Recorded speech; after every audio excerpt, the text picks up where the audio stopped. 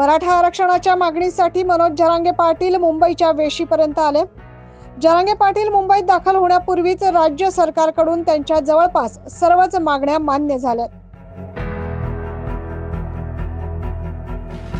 यावेळी बोलताना जरांगे पाटील यांनी सांगितलं की सरकारच्या शिष्टमंडळासोबत चर्चा झाली आहे। त्यावेळी कोणी मंत्री आले नाही, परंतु सामान्य प्रशासन विभागाचे सचिव सुमंत भांगे हे आले होते।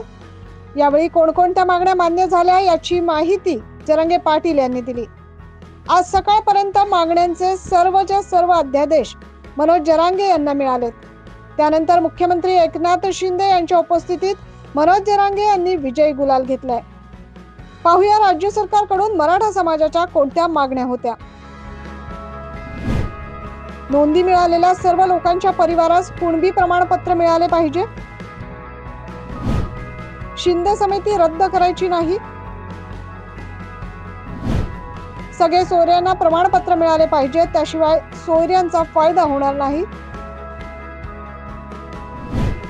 चौथी मागणी होती अंतरवालीसह महाराष्ट्रातील सर्व गुन्हे मागे घेण्यात यावे। आणि पाचवी मागणी होती की क्युरेटिव्ह पिटिशनचा विषय सर्वोच्च न्यायालयात आहे, ते आरक्षण मिळेपर्यंत आणि सगळ्या सोयऱ्यांच्या माध्यमातून एखादा व्यक्ती राहिला तर यामुळे मराठा समाजातील सर्वांना 100% शिक्षण मोफत करण्यात यावे। मराठा समाजाच्या या प्रमुख 5 मागण्या राज्य सरकारकडून मान्य झाल्यात, त्यामुळे मराठा समाजाकडून पुकारलेले आंदोलन तूर्तास तरी मागे घेण्यात आलंय। Bureau report 9 news Maharashtra.